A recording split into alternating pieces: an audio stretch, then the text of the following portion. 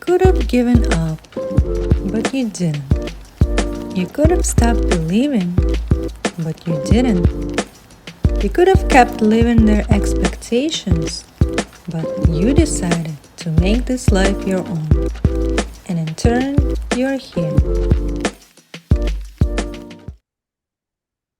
Hello everyone, today we're meeting Ingo Schulmeyer. He is a transformational health and life coach. Hello Ingo, thank you for joining us today. Good morning, Anna. Thanks for the invitation. Glad to be here. Thank you. So let's start conversation by diving into your journey of becoming the person you are today. What led you to discover your true passion in life? How did it start for you? Well, I think that was a long journey, actually. So I'm 45 years now. And for many years, I was working in a corporate environment. By profession, I'm an engineer. So I was working for more than 15 years in the semiconductor industry.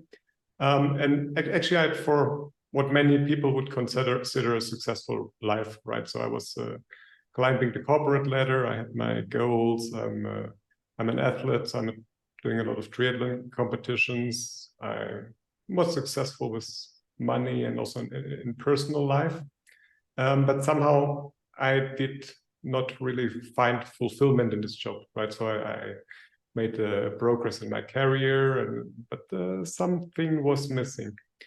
And then like 1.5 years, we made a hard cut. So we and my family and me, we decided to go for an adventure. It was also partly driven by the pandemic, because there the situation in my job really became to a situation that I didn't enjoy it anymore. And also for the kids, I mean, they didn't go to school anymore for a while, and it was kind of busy. So we said, okay, let's try something. So we sold everything. We sold our house, our car, all our belongings. And we went to, let's call it an adventure, to Mexico. So we moved to Mexico, having nothing, and decided to travel here. Which is, if you have a family, right, it's a tough decision, right? Because you have your monthly paycheck, you have your security with the school and everything, and you're deciding to make this step out, which, yeah, I think alone is already a big decision, but with a family even more, because you have responsibility also for small kids. Yeah, and then we traveled here almost a year. Now, meanwhile, we found a place here that we really like. We really like the atmosphere here. We like the spirit here. The kids are going to school here. And we decided to stay here now for next, at least for the next part of our life. I'm not saying forever, because nobody knows what is forever. But yeah, now we're happy here. And I started building my online business here as a coach. And this is something I really enjoy doing. I'm responsible for myself, and yeah, I have the freedom to work on things that I'm passionate about. Right. Wow, that's been very hard to start something new, especially in a new country. And that decision not only impacted you, but also your family. But you saw the opportunity, because usually in times of despair or pandemic, let's say, if something happening, people usually afraid of taking the leap, afraid of trying new things. But if you look at it as a new opportunity for you to start something new, so if you look at it from different perspective, that maybe there is a silver lining in that, maybe it will just become better because of that. If you just try and see for yourself, what else can you do? How else can you apply your skills and build something that you're really passionate about, that you are I feel like it's something that you've been called to do, or the job that is fulfilling for you. And that's very courageous to take that step, to take that leap of faith and try something. And a lot of people, they struggle with starting something new, like they feeling stuck in their, let's say, 9-to-5 job that they don't like, or they're not feeling fulfilled.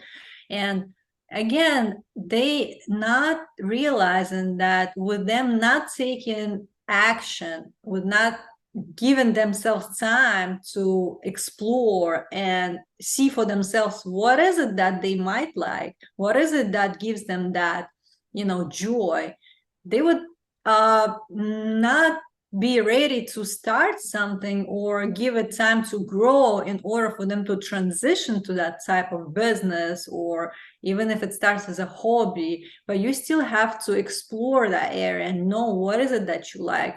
What would you advise, or what are the tips that you would give to people who still like undecided or didn't know where to start, but all they know that whatever they're doing right now is not giving them the joy that they want, but they feel like there's more potential in them, that they could be something that that they're not doing right now. Maybe there's more potential to serve other people, but what they should start with in considering your own personal life or the clients that you coach, what do you think people need to hear to be motivated enough to start something that they like? Yeah, that's a very good question. And I think you described the path from a person that is somehow living his or her life, but is not really feeling happy and fulfilled, but also doesn't really know what to do it, to a person that going closer to this fulfillment or to this happy life, right? And this is a long process, and it depends for the people where they're standing. And I would say in the beginning, when you're in your life, as you describe it, you have a job, you're working, but you're not really passionate or happy about something, then the first thing you need to understand is that you have to change something to move forward. And that's where many people are already afraid of, because many people prefer like the comfort, even if it's not like what they really want, but it's something known. It's our comfort zone, right? They prefer to stay in the comfort zone rather than going out and try something new, where there's always a risk of having some failure or rejection or something like that. And basically, when we're at this point, we have two choices, right? We can stay where we are till the end of our lives and not change anything and live with that. And maybe the problem is it also puts us in a kind of a comfortable situation, because most of the environment of such a person will also be like the families will have the same, they will work their job. So they don't really maybe see beyond that there are opportunities or that there can be a better life. So that's the first point for understanding. And that, I think, is that people need to understand themselves, and they really need to want to have, or the will to make changes and to step out of this comfort zone. And then the next thing is, I mean, once you realize that, and I think that's more the people then when I can help them as a coach, and that's also I made the same process, right? And I'm not saying now everybody needs to sell now all his belongings and move to another country. That was what I did, but I think everybody needs to find his own way. I mean, there's no right or wrong in the way. It's just everybody's way is different. So it can be something completely different paths to success and happiness. But I think that's, once they realize they want to go out and they want to make changes, then I can start helping them by finding so I think the first step is then to understand their true values and what are the true drivers. And they're usually found inside them. They're not found somewhere outside, right? So, for example, I can talk about me, what happened to me. I was always good in setting goals, right? In my career goals and my athletic goals and my family goals and my financial goals. I was always okay with setting them. I didn't have a problem. But somehow I found it out only later. Some of them were not aligned with my inner values, because they were partly driven by external, maybe by society things like this and that, or by media. So there are many factors that influence us, and maybe we think we need it. Maybe we think we need to be a millionaire. Maybe we think we need to have whatever, a big house or need to be the CEO of a company. But many times it's not our own values. And I think the first step is to understand, to look inside ourselves and to find out what are our values and what are our passions and what are our drivers. Right. Yeah, with knowing who we are, what values I will stand on, and realigning with those values. And then it becomes more authentic, where you know that this is why I am driven by that type of desire. This is why I want to do this. Because without knowing why and setting an intention of what you're about to create, you can end up being in a job or a career that you don't really see fulfilling because it's not aligned with who you are. And you have to be clear of what is it that you want and why you want what you want, right? And with you becoming clear and realigning with yourself, knowing what is it that drives you and what is it that you want to create in this life, I think that's really important for us to understand, because that's the foundation of everything, really.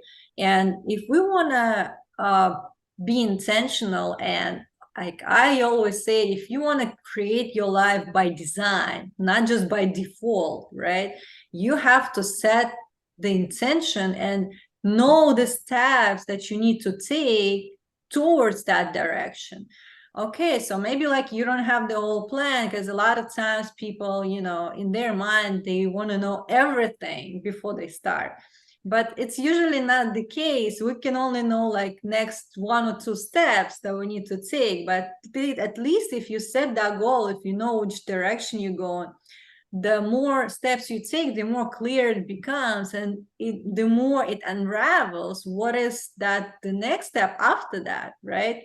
So we have to kind of like know that it's a process. We have to commit to that process. We have to be consistent with our actions.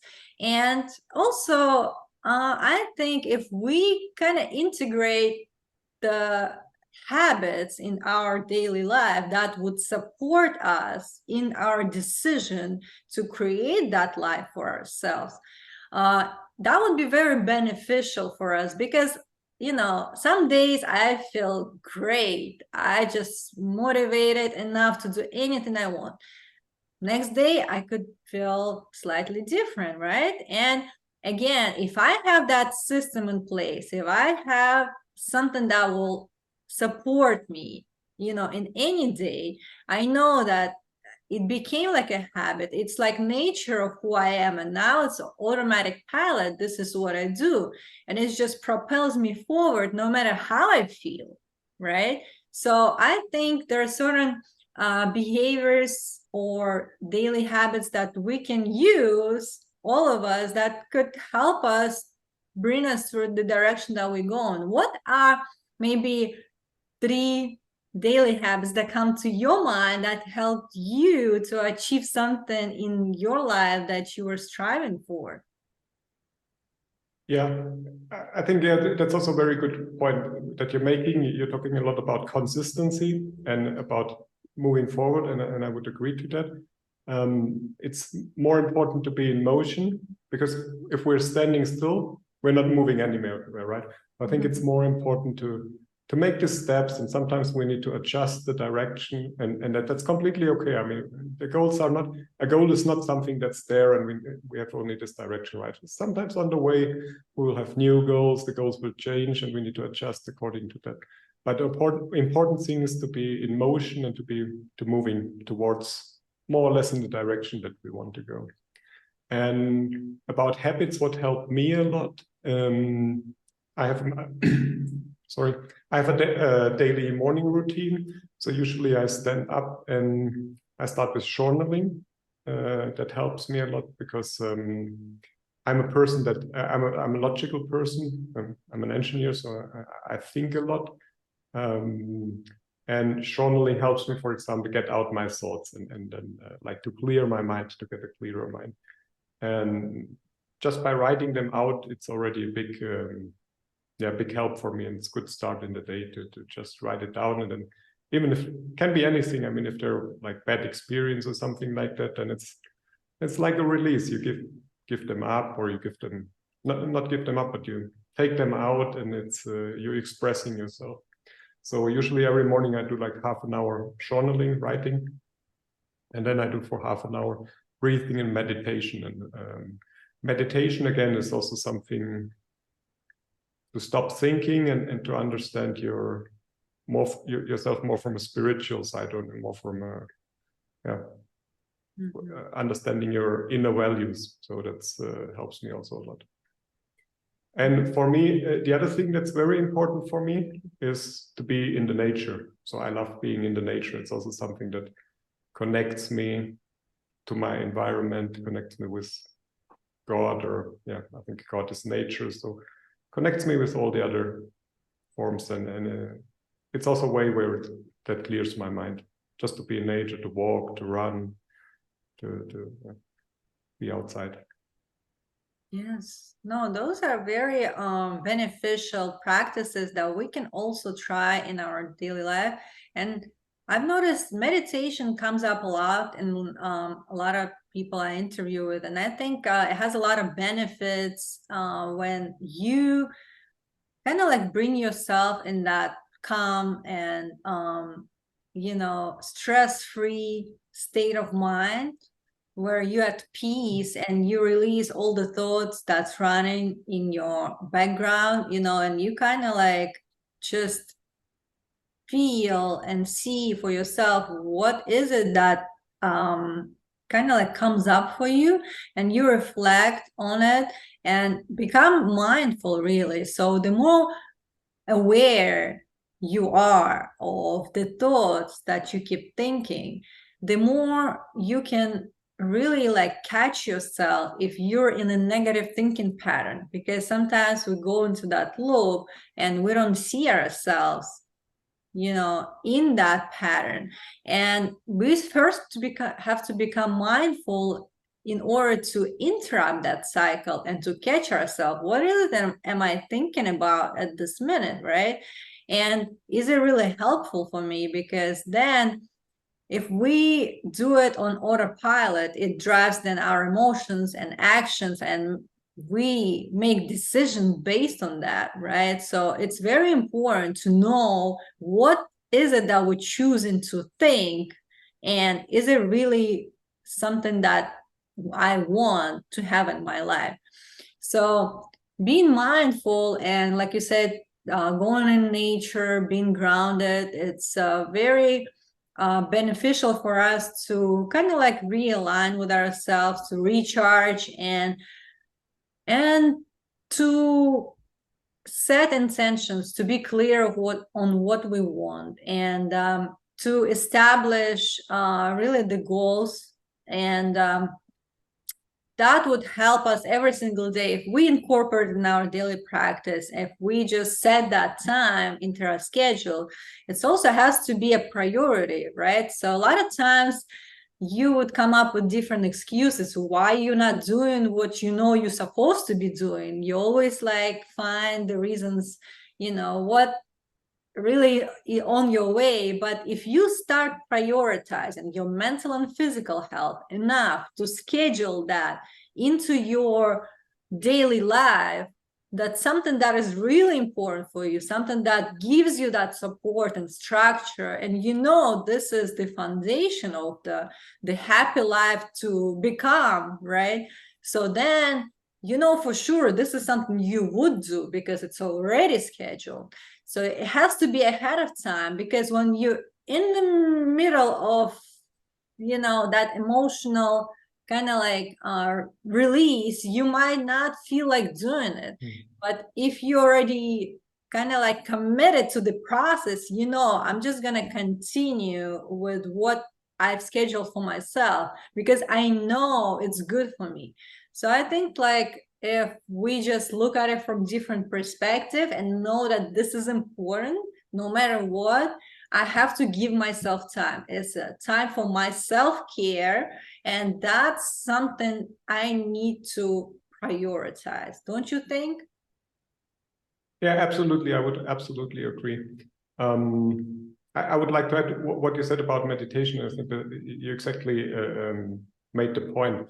And that's why maybe some people are also afraid of meditation, because they think, okay, meditation, you need to stop thinking and you need to be now in this flow state, like the Buddha or something like that. But that's actually not the point, right? And everybody's mind, everybody's thoughts flowing around, and they will always come to you, and that's absolutely okay. So when I'm meditating, I think about different things, but as you're saying absolutely correctly, it's not to stop completely thinking. It's more like to be aware and to be conscious about which thoughts are coming up, and then just to observe these thoughts and then pushing them back gently and start focusing, concentrating again on the meditation. So it shouldn't be something to be afraid of, even if it's not working sometimes. So sometimes our head is so busy, so it's not working, but it's still a valuable task to do, even if we're distracted or something like that. And yeah, about the scheduling, I also absolutely agree. I mean, we need to understand what we prioritize in our lives. And I mean, one thing is the procrastination, if we are afraid of tasks. So we always do other things. I mean, I catch myself also sometimes, right? We need to work on some document, or you write something or some task that you want to focus on, but you catch yourself, you check something in the internet, you check the phone, you need to clean now suddenly something in the house. These are all the things that are coming in our way that are maybe they're also important, but they're not really urgent in this moment right now. And that's why I think this scheduling and this consistency and this habit building is so important. So, and with the meditation, with the journaling, for me, it's just like, I mean, my free time is in the morning. So I do it first thing in the morning. So I stand up like at 5:30-ish.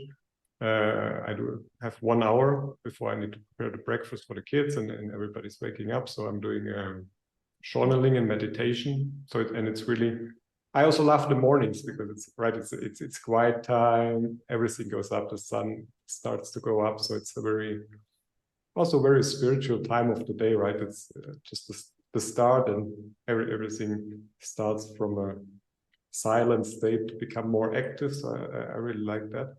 And yeah, so I have this hour in the morning where I do nothing else, and I implemented this habit now, right? So before even the kids standing up, I did already something very helpful or very good for myself. And that, yeah. Right. And I think journaling is also another practice that is really helpful to set your intention for the day.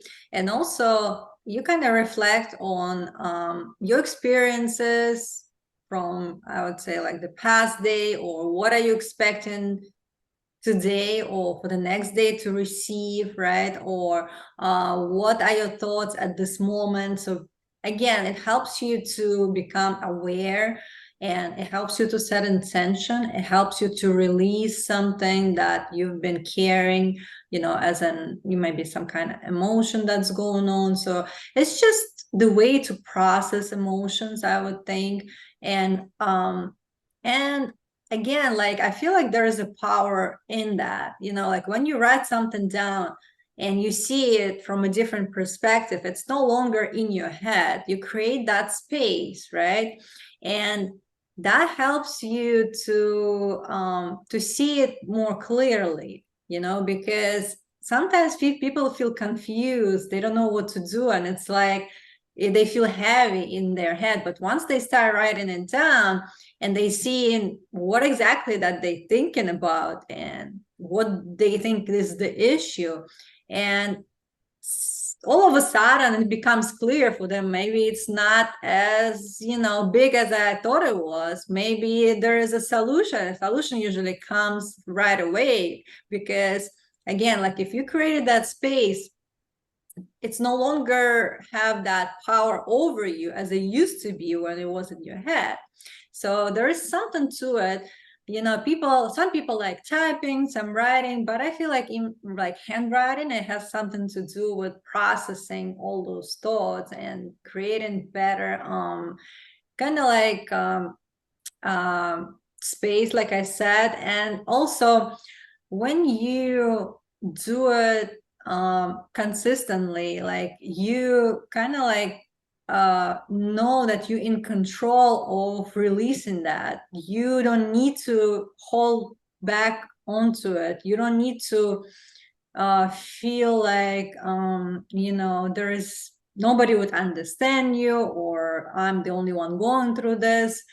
You either can speak up with somebody about what is it that bothering you, or you can just write it down, because I think it's just number one tool that helps people with mental health, is really reflecting on their thoughts.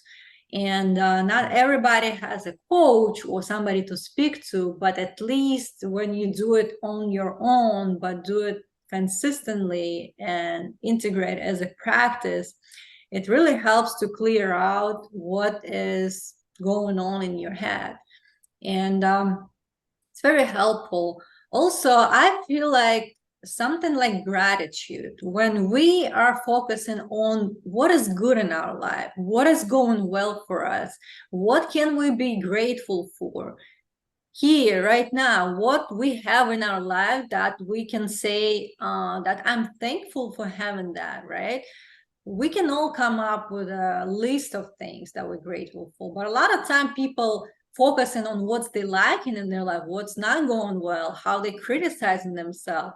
And the more we give attention to something that is negative, the more it grows, right? So we have to be mindful of what is it that we're focusing on. And just want to ask you, did you ever try gratitude in your practice, and how do you see it's been beneficial for you and for others as well? Yeah, I think gratitude, you're absolutely right. It's something very important. And I'm also very grateful for what I have, for everything, like especially for my family, for my wife and for my kids, but also for all the rest of my life, how my life developed. And yeah, I mean, this is, I would absolutely agree to that. I think you attract more of what you're constantly thinking about, right? And if you're constantly thinking about negative things, or being poor, or being sick, or being whatever, that's more likely to happen to you, rather than if you believe in life is good, and life will, or the things I need will come to me. You reach more to a life of abundance. And yes, yeah, so I'm also practicing gratitude, for example, also in journaling. I mean, I don't have really a structure for my journal. I just write what comes to my mind. But many times it will be also like just being grateful, being thankful for something that happened the day before, or that can be a part of that. Yes. Yeah.